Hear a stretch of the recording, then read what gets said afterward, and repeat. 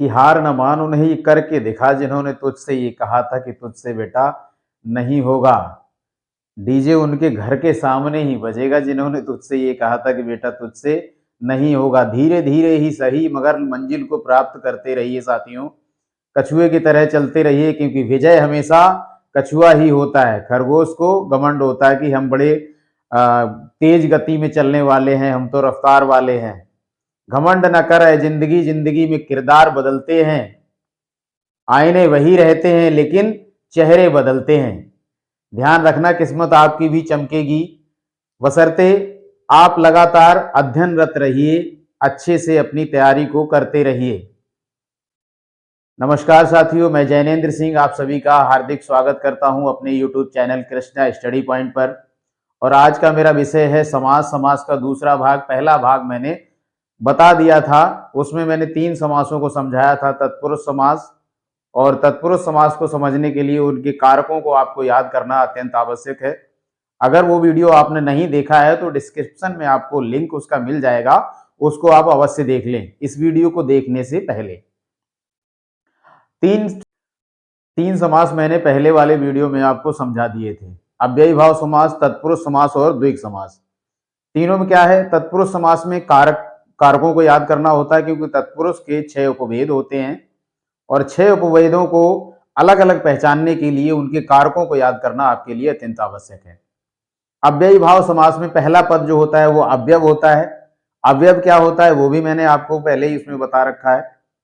ठीक है। द्विग समास में क्या होता है, द्विग समास में प्रथम पद जो होता है वो संख्यावाचक होता है या समस्त पद संख्यावाचक होगा। कुछ नहीं करना है आपको, सिर्फ इतना ध्यान रखना है कि द्विग समास क्या है, संख्यावाचक है। अगर कोई संख्या आ रही है तो वहां पर कौन सा समास है, द्विग समास है। बस इतना सा याद रखना है। अव्ययी भाव समास में पहला पद अवयव होगा। उसके लिए एक ट्रिक भी मैंने बताई थी, आ अनु आ प्रतिभर यथा यावत। अनु आ प्रतिभर यथा यावत, आ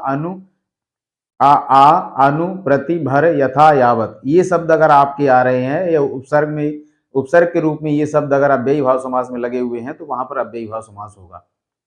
ठीक है, मतलब किसी समस्त पद में अगर ये शब्द आपको देखने को मिलते हैं तो वहां पर अव्ययी भाव समास होगा। इतना आपको ध्यान रखना है और कुछ नहीं करना है। तत्पुरुष समास में आपको कारकों को याद करना है। द्विग समास में आपको संख्या को ध्यान में रखना है कि भाई जो भी समस्त पद में अगर कहीं पर भी संख्या अगर मिल जाती है तो वहां पर कौन सा समास होगा, द्विग समास होगा। ये बस अपने दिमाग में रखो, कोई भी परिभाषा और किसी भी चीज को याद करने की कोई आवश्यकता नहीं है आपको। आज के जो मेरे समास है वो है 3 है, बहुब्री है, कर्मधारय और द्वंद्व है। ये 3 बचे हुए हैं क्योंकि 6 भाग होते हैं। 3 हमने पहले करवा दिए थे, 3 इसमें है। अब देखो भाई, बहुब्री समास में क्या होता है, बहुब्री समास में दोनों पद जो हैं गौण होते हैं, कोई पद प्रधान नहीं होता है इसमें, और दोनों पद मिलकर के किसी तीसरे पद की ओर संकेत करते हैं। इतना ध्यान रखना है। अगर परिभाषा आप ध्यान नहीं रख पाते हैं तो आप सिर्फ इतना ध्यान रखो कि इसमें जो है सिर्फ और सिर्फ भगवान जी के नाम आते हैं। भगवान जी का बहुब्री जहां पे आए, भगवान का स्मरण कर लेना कि बहुब्री समास है तो क्या होगा, भगवान जी का नाम आएगा ही आएगा, किसी राक्षस का नाम आएगा ही आएगा, क्योंकि दोनों पद मिलकर के किसी तीसरे पद की ओर संकेत ये करते हैं। वहां पर बहुब्री समास होता है। होता कैसे है, देखो भाई एग्जाम्पल समझ लो। जैसे मान लीजिए, हाँ इसमें और देखो क्या होगा, जब आप इस समास का जब आप विग्रह करेंगे ना, विग्रह करते समय जैसे वाला है, वाला है, जिसका, जिसकी, वो है, ये शब्द जो है आपको लगाने पड़ेंगे बहुब्री समास में विग्रह करते समय। विग्रह मैंने बताया है कि विग्रह कैसे, उसका शाब्दिक रूप बनाते समय, शब्द बनाते समय। जैसे मान लीजिए यहाँ पे गजानन है तो इसमें क्या है, गजानन माने गज का आनन है जिसका, गज का आनन है जिसका। गज माने होता है हाथी, आनन माने होता है सर।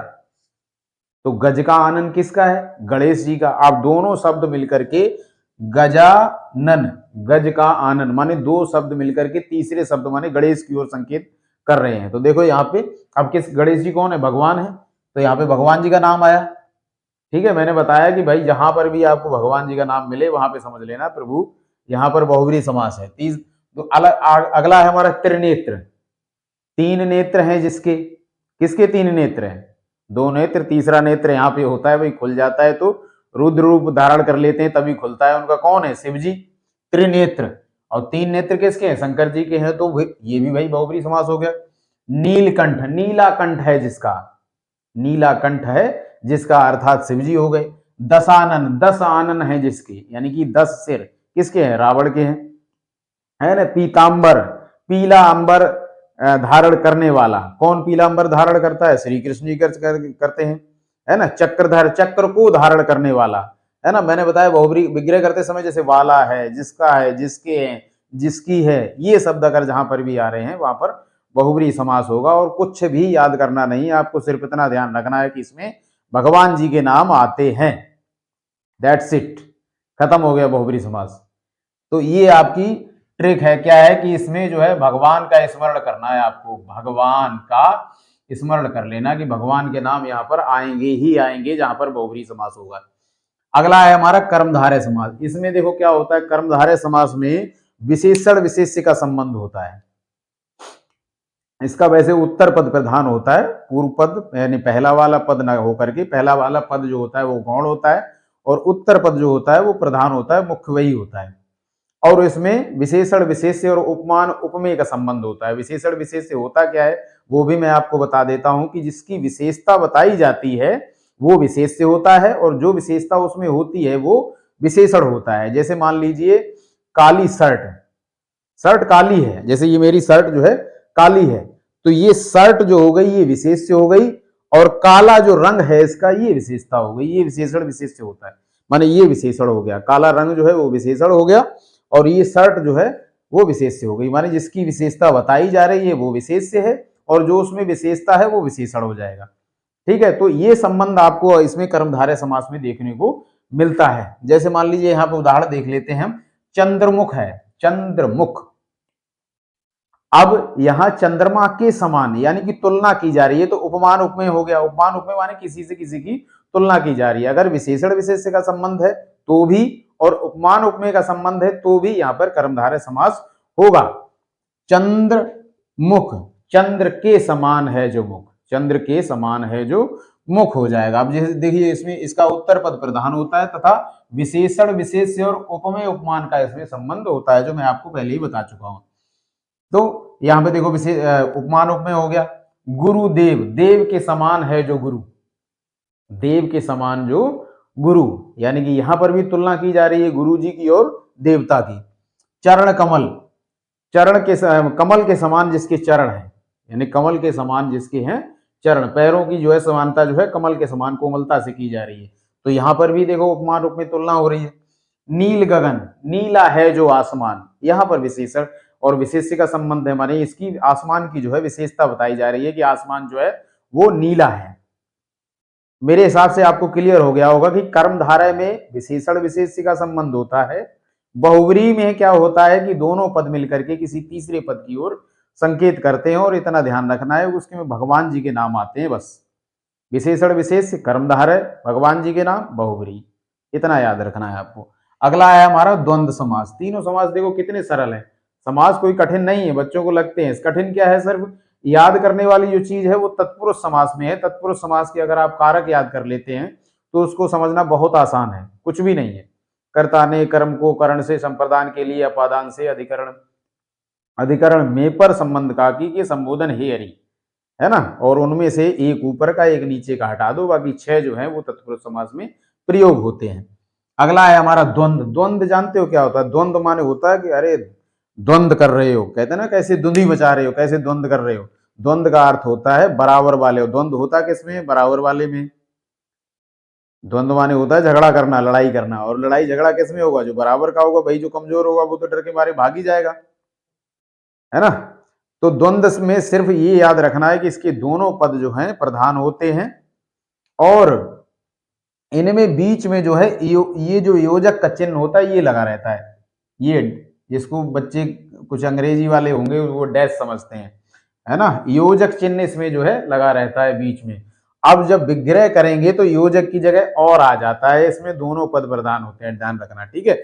ये अगर चिन्ह जहां पर भी आपको लगा मिल जाता है, ये वाला योजक चिन्ह जहां पर भी ऐसा वाला लगा मिल जाता है दो शब्दों के बीच में, बस इतना ध्यान रखना है, वहां पर द्वंद्व समास होता है और दोनों पद इसमें बराबर होते हैं, दोनों पद प्रधान होते हैं। जैसे राम कृष्ण, माता पिता, सुख दुख, भला बुरा, पाप पुण्य, ठीक है, कॉपी किताब, ये सब माने दोनों पद जहां पर भी और इनका जब विग्रह करेंगे तो और आ जाएगा। जैसे राम कृष्ण है तो राम और कृष्ण, माता पिता, माता और पिता, सुख दुख, सुख और दुख, पाप पुण्य, पाप या पुण्य, भला बुरा, भला या बुरा। ठीक है, बीच में जब हम इनका विग्रह करेंगे तो या तो या आ जाएगा अथवा आ जाएगा और आ जाएगा, इनका प्रयोग करेंगे। ठीक है, मेरे हिसाब से इन तीनों को आपने अच्छे से समझ लिया होगा और इनको रिवीजन करते रहें, वीडियो को देखते रहें और अपने नोट्स बनाते रहें, माने कॉपी में आप जो है लिखते रहें इनको। जो भी मैं बोल रहा हूं वीडियो को पॉज कर करके, रोक करके उसको आप लिख लें। परिभाषा मैंने तीनों की बता दी। बहुब्री में क्या है, बहुब्री का जो है, बहुब्री समास, इस समास का विग्रह करते समय इसमें वाला वाली आएंगे। बहुब्री समास में क्या होता है कि इतना ध्यान रखना है आपको, भगवान जी के नाम आएंगे बस। ठीक है, कर्मधारे में जो होता है इसका उत्तर पद प्रधान होता है और विशेषण विशेष से, उपमान उपमेय का इसमें संबंध होता है। बस इतना ध्यान रखना है। कहीं पर भी किसी समास में विग्रह करते समय आपको अगर विशेषता दिखाई दे जाए, उपमान उपमेय का संबंध माने तुलना किसी से की जा रही है वो दिखाई दे जाए, तो वहां पर कर्मधारय समास होगा। बहुब्री समास में दोनों पद जो है गौड़ होते हैं। गौड़ माने कोई प्रधान नहीं होता है, ना तो उत्तर पद प्रधान होता है ना पूर्व पद प्रधान होता है, और दोनों पद मिलकर के किसी तीसरे पद की ओर संकेत करते हैं। ये बहुब्री समास की परिभाषा है। जैसे गजानन, गज का है आनंद, माने दोनों पद मिलके गणेश जी की ओर संकेत कर रहे हैं। तीसरा जो पद बन रहा है, समस्त पद जो बन रहा है वो गणेश जी बन रहा है। ऐसे ही नीलकंठ, नीला है कंठ जिसका अर्थात शंकर जी। दशानन, दस हैं आनंद जिसके अर्थात रावण। ठीक है, तो पीतांबर, पीत माने होता है पीला, पीला अंबर माने होता है वस्त्र, पीले वस्त्रों को धारण करने वाले अर्थात विष्णु भगवान। चक्रधर, चक्र को धारण करने वाले अर्थात विष्णु भगवान। ठीक है, तो वहां बहुब्री समास में दोनों पद मिलकर के किसी तीसरे पद की ओर संकेत करते हैं। ये तो बहुब्री की परिभाषा हो गई। कर्मधारय की परिभाषा हमने बता दी। अब द्वंद्व समास में दोनों पद प्रधान होते हैं और उनमें बीच में जो है योजक चिन्ह लगा रहता है। विग्रह करते समय इसमें और अथवा या का प्रयोग किया जाता है। ये द्वंद्व समास की परिभाषा हो गई। मेरे हिसाब से आपको अच्छे से समझ में आ गया होगा। और भाई अगर आप मेरे चैनल पे नए हो तो चैनल को सब्सक्राइब अवश्य कर लेना, बेल आइकन को प्रेस कर लेना, जिससे आने वाले वीडियो आपको समय से प्राप्त होते रहें। तैयारी में लगे रहिए, डीजे एक दिन आपके घर पर जरूर बजेगा, ये मेरी आशा है। और मेरा उम्मीद भी है कि भाई विद्यार्थी सभी जो है अपनी पढ़ाई में जो है खरे उतरेंगे और परीक्षाओं को जो है पास करेंगे। बिल्कुल, है ना। और चैनल अगर अच्छा लगा है तो सब्सक्राइब कर लें, वीडियो अच्छा लगा है तो लाइक अवश्य करें। जय हिंद, जय भारत।